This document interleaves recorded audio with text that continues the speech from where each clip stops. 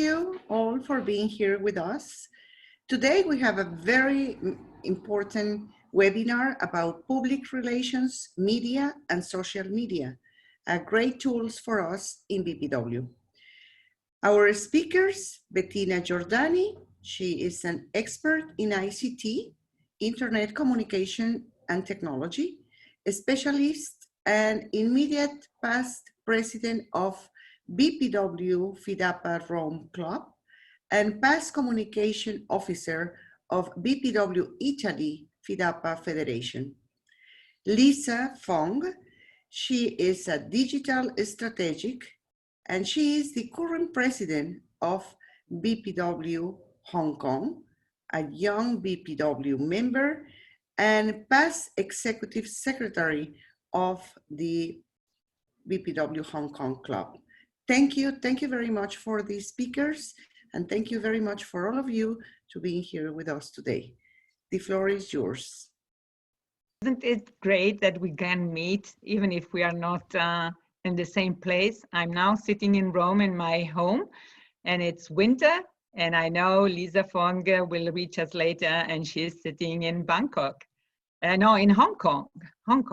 So technology helps.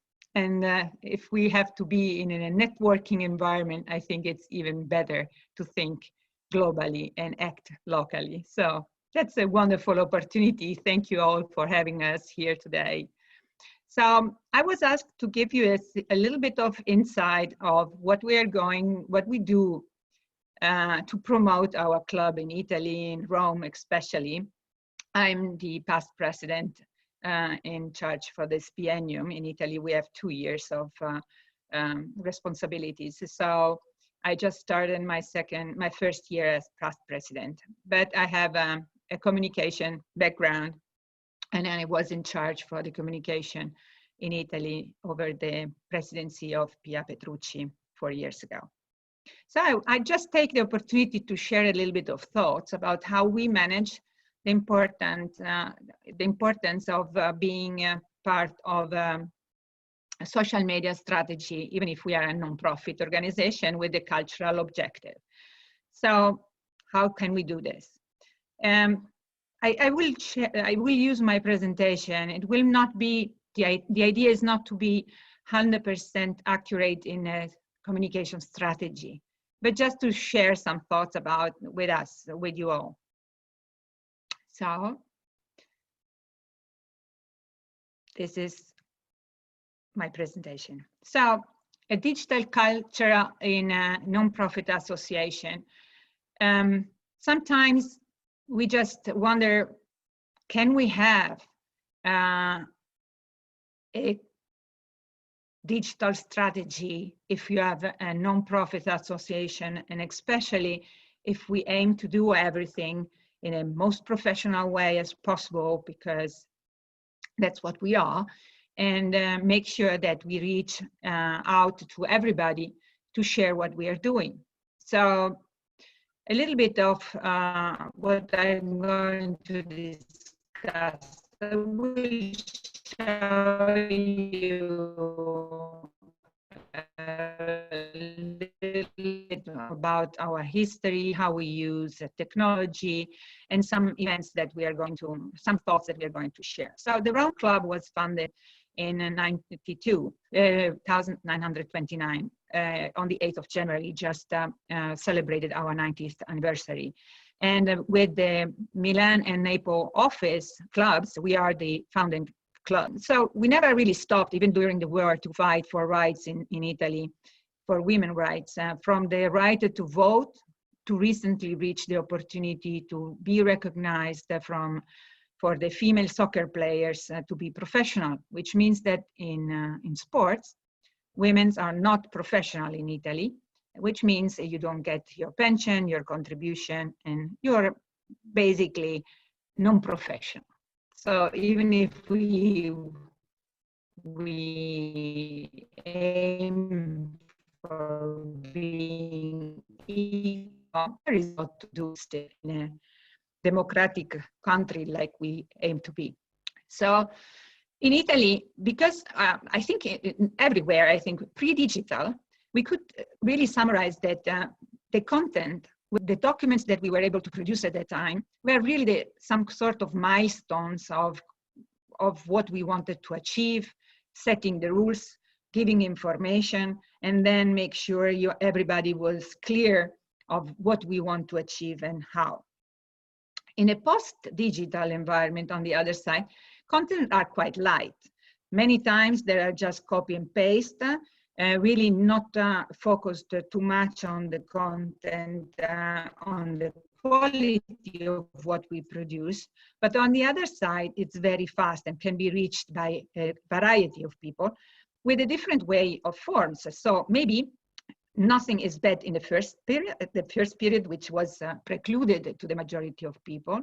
But this time everybody can reach the information, but we should maybe think a little bit more about what we share. So in general, we could say that 88% of the people worldwide say they cannot do without digital anymore. But how can we make sure that we reach them and that they can see us and they choose, and that everybody of us choose to spend time with you and not with someone else, which shares a lot of information either. So in our club, we use technology mainly in a very different format. So in order to, when you have more than 100 club members in our club, and in an average of age of 60, which means approximately 20 under 35, we talk to everybody when we use technology and make sure that technology is the way when you choose not to use paper anymore. So in general, I would say that we use WhatsApp for instant and informal communication. Our formal approach is an email. So we have formal email forms when we have to communicate about important things in the club. And then we have our website, our Facebook page, and we have also Instagram, LinkedIn, and Twitter. I will focus more on website, WhatsApp, and Facebook because of the quantity and the majority of users. Even though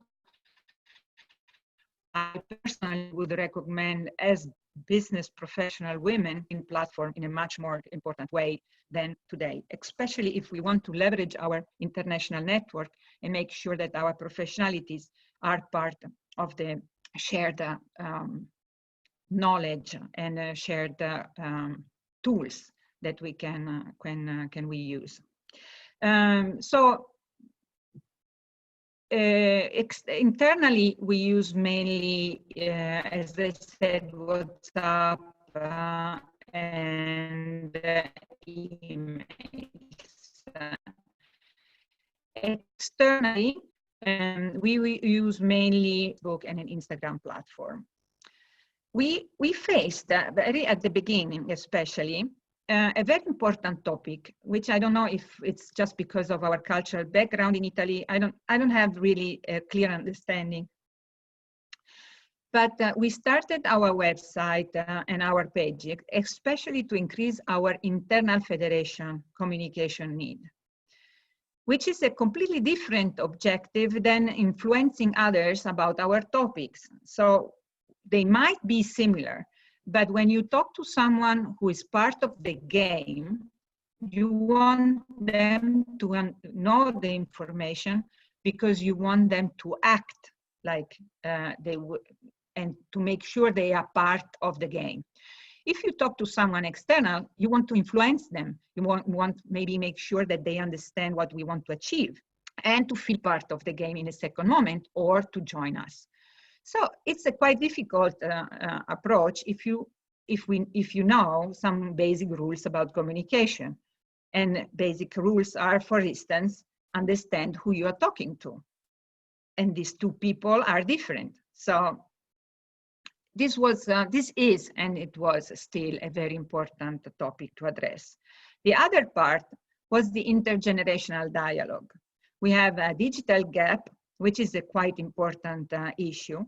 We have young generations, which are far beyond already Facebook, while other club members, for instance, already a Facebook profile, is able to make sure that we talk to both sides of the story, especially if we make some analysis on your club members and the environment you are talking to. So I underlined again the importance to understand who we are talking to and how. Sometimes we make confusion between the need the need for a specific content and the platform that you use to share this content. We should never make the mistake to talk about the platform while we should in reality talk about the content. The content can be adapted to different platforms, but in order to understand this, we need to make sure some example. For instance, if I want to make awareness about violence on women, we could decide what is the content we want to share. So do we want to make sure we have a meeting? We want to make sure we want to have a document in which we share report data about the statistics. Do we want to, in order to obtain what? This is the content. This is the part where we should discuss about what as a federation for business and professional women do we want to share? And then to who?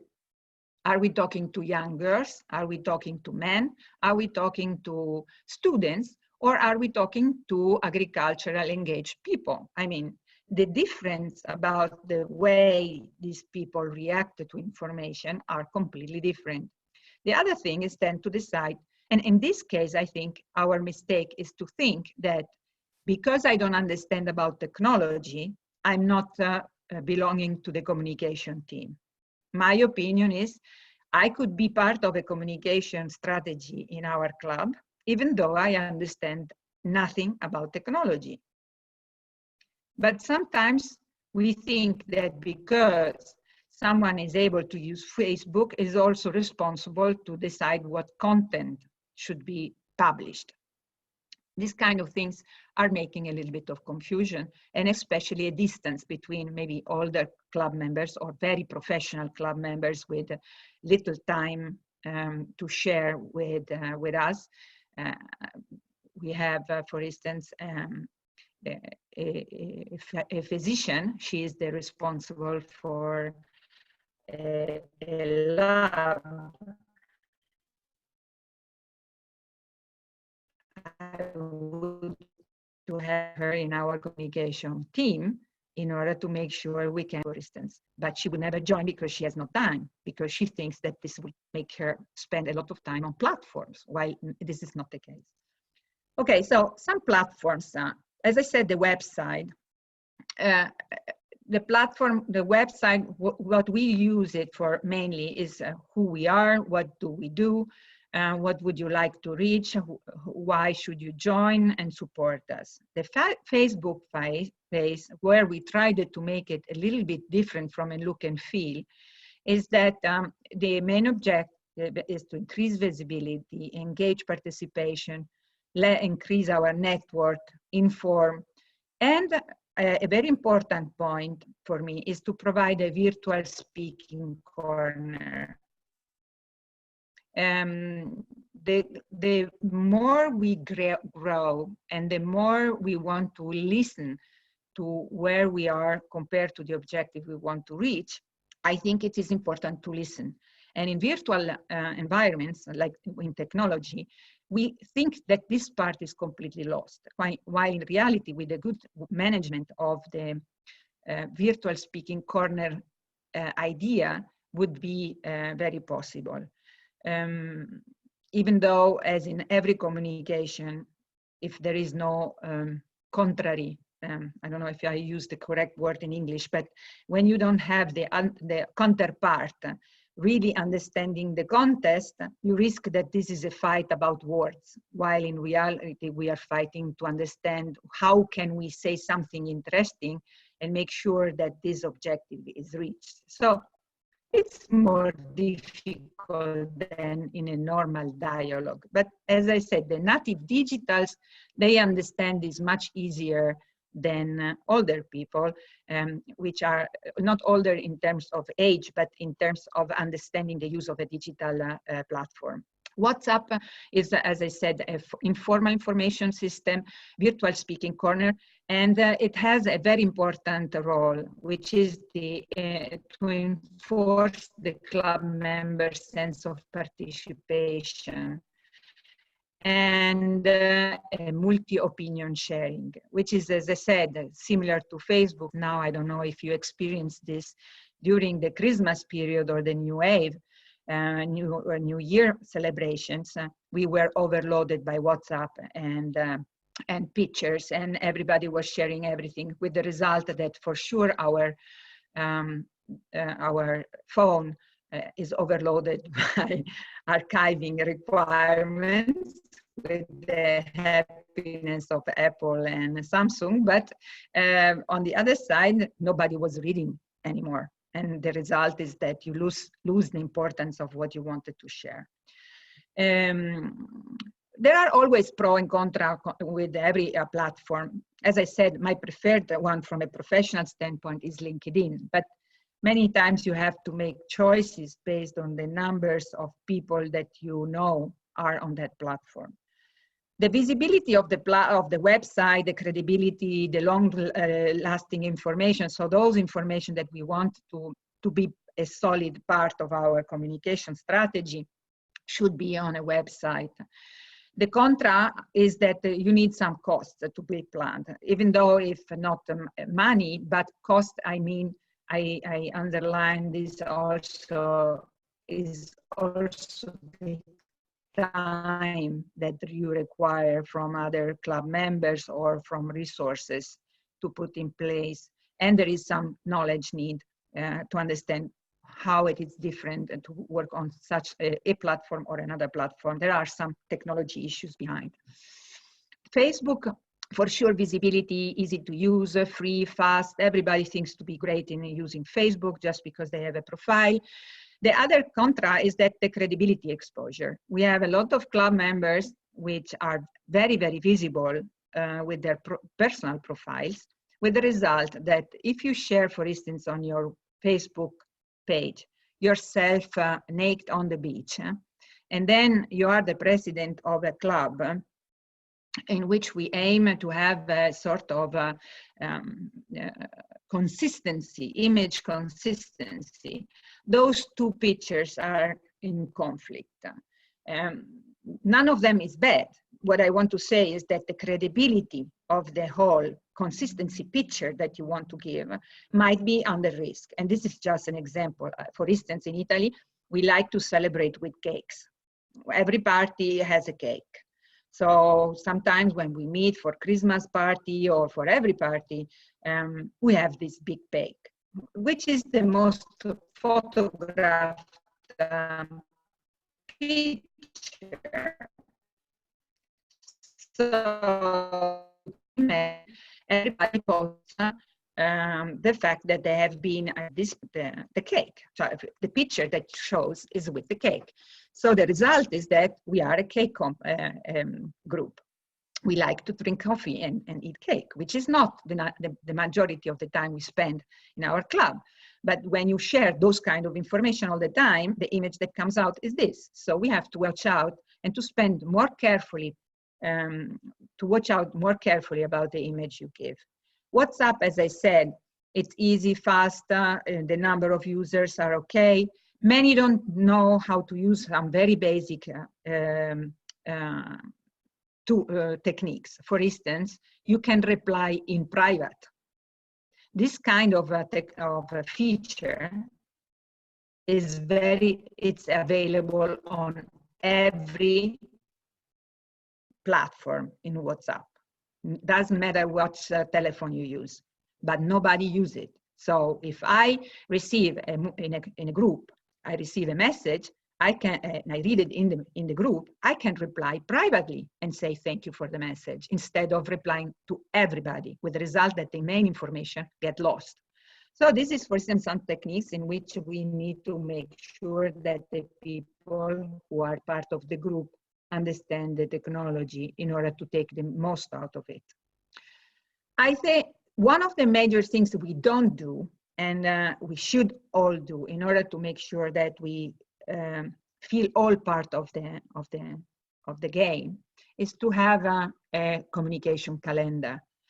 We should all remember why we are doing or we do these efforts and how we use the rest. So here I just listed very basic things to remember every time we want to decide, we have to communicate something, and we decide when, why, and to who.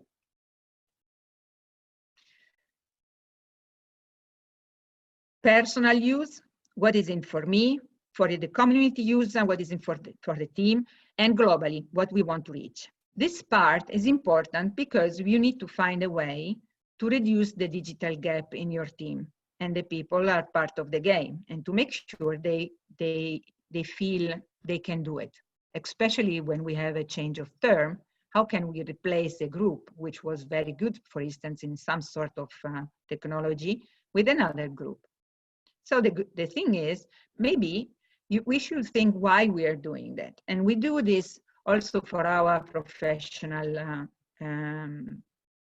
growth. So offering, for instance, training on personal branding, digital automation, cloud computing, social media would increase the members' professionality. On the other side, you grow their capability of being part of the communication team. So it's a trick to make sure that you give something to obtain something, and we grow all together. So I think I was, I just tried to make sure that you get some very basic information about what we are doing by to say hello, information about where you can find me if you want to get in touch with me. And yes, I would suggest that maybe we keep some time for the questions at the end of the presentation. And if it's fine, I would give it to Lisa now for her view about what she's doing in Hong Kong. Thank you for listening. Hi, thank you so much, Bettina. I think that's great. And I think for our side, for BPW Hong Kong, I'll be going through a few slides on how we conduct it. It'll be quite in line and consistent with what Bettina has just mentioned. So,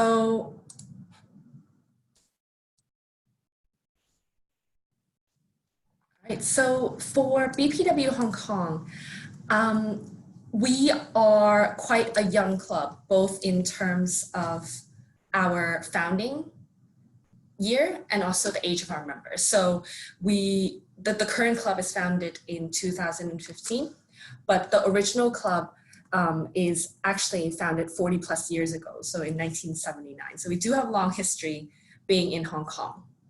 Now, with the current demographic of members that we have quite a lot of young members. So we are modeling youth leadership. So every aspect of what we do is focus a lot on our young members, giving them the platform to share their voice, but also, professional development. And because of this, our background, our demographic, and the ways that, perhaps the younger generation use social media or engage with certain platforms, that determines how we engage with our members, but also our stakeholders here in Hong Kong. So with our approach, we have 4 key areas. So I can go through one by one and a few of the questions that we ask ourselves and how we strategize it. So the first one is to know your story and differentiation. For BPW Hong Kong, as I was mentioning, we model youth leadership. So that's how we're different from all the other clubs, similar clubs in Hong Kong area, which perhaps feature more seasoned experts and senior women in businesses and professional landscape. So for us, we are a community of women from all backgrounds and all ages, mostly the younger women. And for club and federation, like, how is it unique? I think it's a question that we have to ask ourselves as well as we come out and do public relation and communication. And also, what's the benefit for new members or potential member that join you? And how is their takeaway different if they join another organization, for example? I think this is an internal journey that each club and federation needs to ask themselves on, because that is the foundation, the basis of how you communicate with your audience. Now, the second point is to understand your audience and where they're from. So we need to define the demographics. So for BPW Hong Kong, our age range is between 18 all the way to, as old as we can get. But typically our focus has been on 18 to around 35 or 40. So that's our age range, and we want to focus on those audiences for membership. With this demographic, we need to ask, what is their passion point? What drives them? Why would they want to join BPW? Everyone have different, passion factors.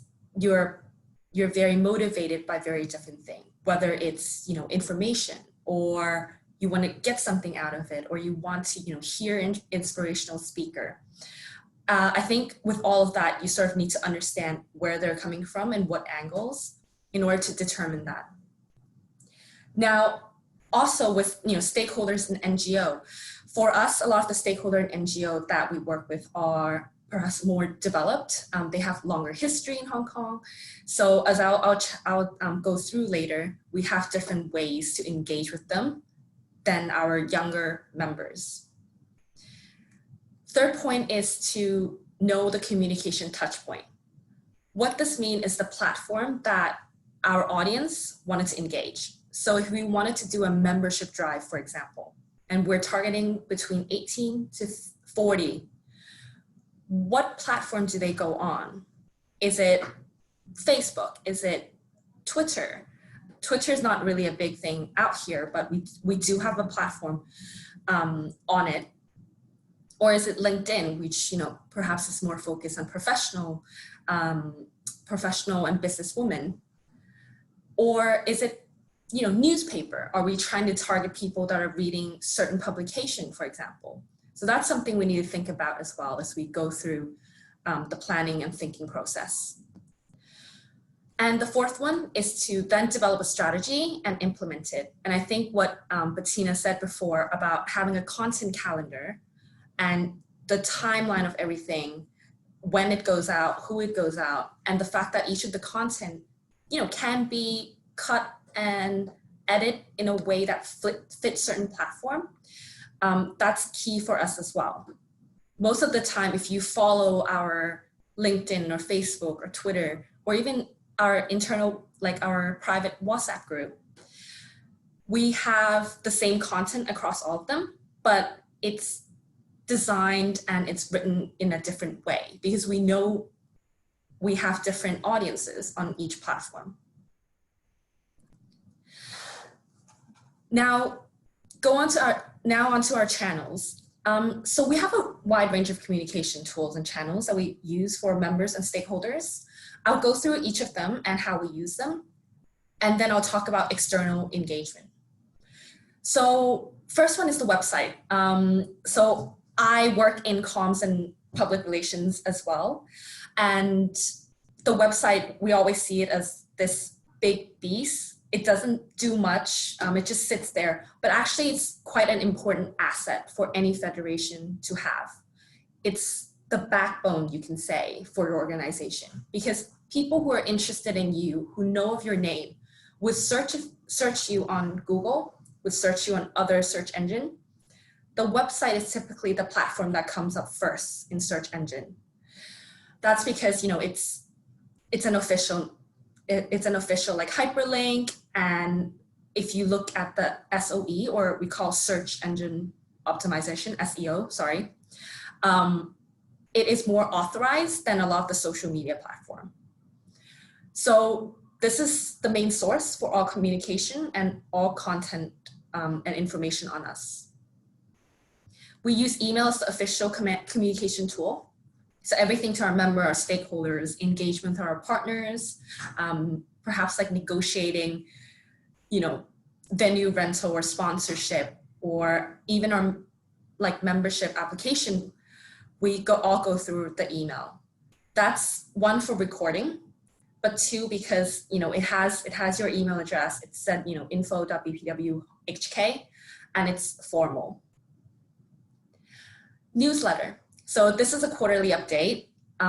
We send it to all our stakeholders and our members as well, to keep them, you know, up to date on our activities, any news that we have. And Dr. Anne, actually, she's the founder of the BPW Hong Kong club since 2015. And, you know, we'll have like a special column on the international activity that Dr. Anne still continues to do on behalf of BPW Hong Kong. WhatsApp is the main platform actually for BPW Hong Kong. So we have a private chat group that we use for communication. And a feedback that we have is that a lot of our committee share a lot of daily news on gender equality, women empowerment, from the sources that they're reading daily. And a lot of the members find this quite helpful. So for them, that is their key takeaway from joining our association. We also use it to coordinate a lot of the events that we have. So put it in perspective, we actually have we have a smaller club as compared to Bettina's club, but also other clubs around the world. But we are quite intimate, and I think the WhatsApp platform actually helps a lot in terms of generating discussion on certain topics. Or, you know, we talk about, I think a few months back, we talked about breastfeeding when it was breastfeeding, you know, breast awareness month, for example. So we have discussion, and it's quite robust.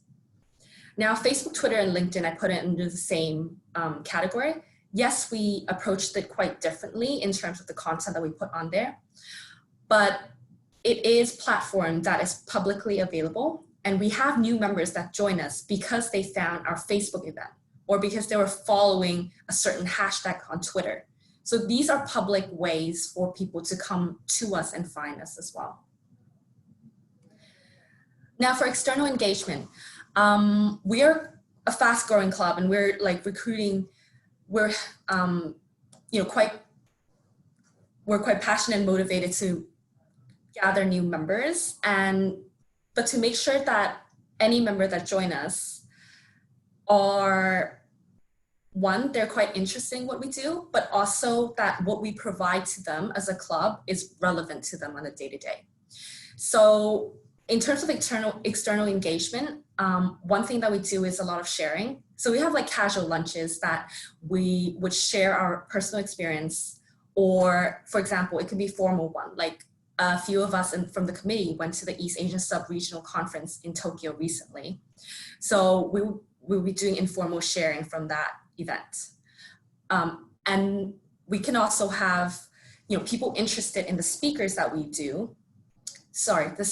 have, and perhaps like share with friends saying like, oh, you know, I joined a BPW, I have this speaker, and they were quite inspirational. So word of mouth and sharing can take us a long way, and it actually brings in the member that would, you know, we can achieve like member stickiness a lot more.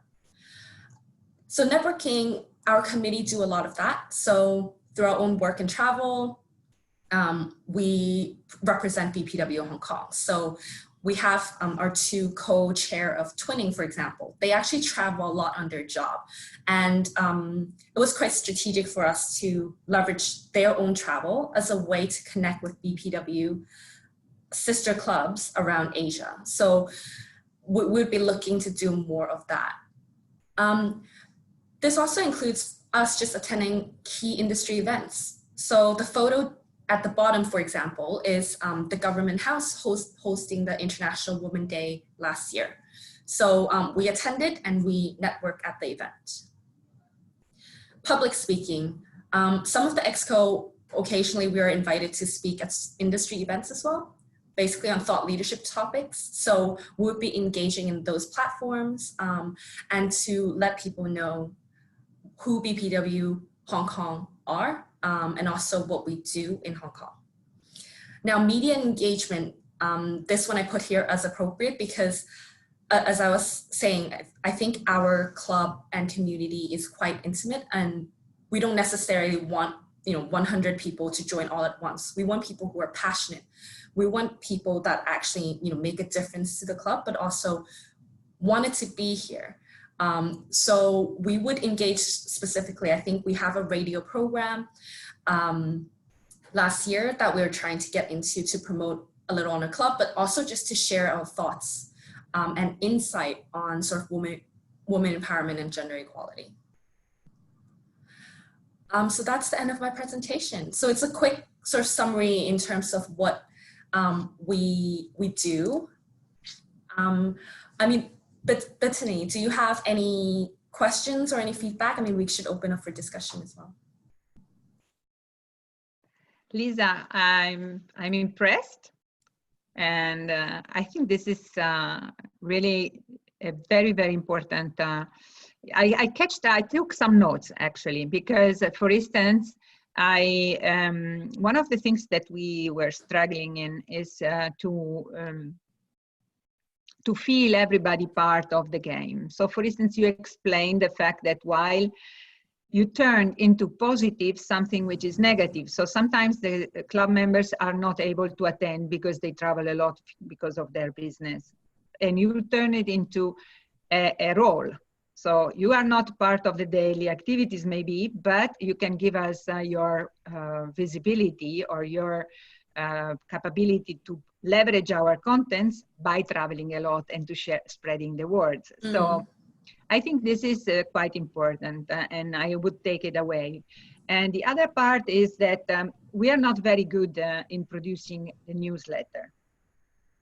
We are not very good in putting together information. In Italy, for instance, in Rome, we have 2 clubs. We have, in all Italy, we have 300. So we tend to probably, I don't know if it's correct or not, but we tend to share this responsibility or to think that this responsibility is for someone else who has a bigger picture. You have a special view of your federation because in Hong Kong, you make the difference from your perspective and your BPW role. I think in this we have some, let's say, excuses not to do things. On the other side, also difficulties to find the right way and to bring that discussion on the next level to make sure that the local contents can be as a part of a bigger picture in a more productive way. Also because that rises our credibility. I'm very happy that we use similar things. Yes. And that we can in other cases have a different view. I think this is an enrichment. Absolutely. For both. Absolutely. I think one of the things that I think I have to prepare myself for, I think as the club grow, into the hundreds, for example, I think we will definitely come across the same challenges that your club has. And I think it's always good to share best practices into how to manage all of the communication. Because I think globally, like the BPW International, we have a lot of clubs and federations. So it is key and something that we need to look at in terms of, how we can be doing better so that one, down to the member level, or even, you know, affiliates that we have, feel like they're part of the whole group and the bigger conversation. So I think we are modeling small at the moment because we are a new club, so we can try a lot of different strategy and activities. But, you know, even with my predecessor, Cindy Leung, she tried a lot of different methods as well. Like we were thinking, you know, we have the newsletter, but the format has changed since the past presidents. Like we have different format, we have different ways to engage, we have different contents that we put. So I think one thing to always remember is sometimes it's a lot of trial and error in order to get to where it should be. And there's no right answer, as you said right from the beginning. Oh. Yeah, it depends on the situation. It depends on the club and the federation as well. And I have the idea that sometimes it's better that we do something instead that we look just for the perfect solution. Agree. For instance, the use of Zoom. We tried already many times, and every time I use it, I feel that this is the platform that we should all pay the fee to have a sort of a club membership support tool, because Rome is large as a country, and club members are sitting one here and one in the other side of the town, and it's 100 kilometers far. So even though it looks like it's very important when you have international environments, but in reality it can be also much easier to organize a virtual coffee with club members, even if you sit in the same room. So for instance, trying these platforms with the help and support like Anne is providing us is an enormous step forward. I'm impressed all the time, really a lot. And I'm a good user of Skype, but this is 100 times better. Absolutely.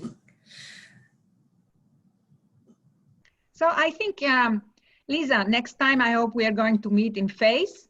Yes. We know we have a lot of good opportunities in these coming months. We have the Congress, we have April in Malta, we have a lot of opportunities to meet other club members, take the advantage to meet each other in person. Yes, and I think that we leave it to the next speaker. Have a good time, Lisa. Thank you, you too. We want to thank both Bettina and Lisa for contributing their expertise to us in this webinar on the topic of public relations media, which is more classic, and social media, which is, of course, the way of the future and the present. We especially appreciate the diversity of thought. So they both had some overlap and some similar ideas. They were each learning from each other. And interestingly, they're representing a couple of different generations, and also a newer club and a more established club, a larger club and a smaller club, a club in Europe and a club in Asia. And so the diversity of their experiences also is what helps to make this webinar rich. We hope you've all enjoyed that, and we look forward to being with you in future webinars. Thanks very much for joining us.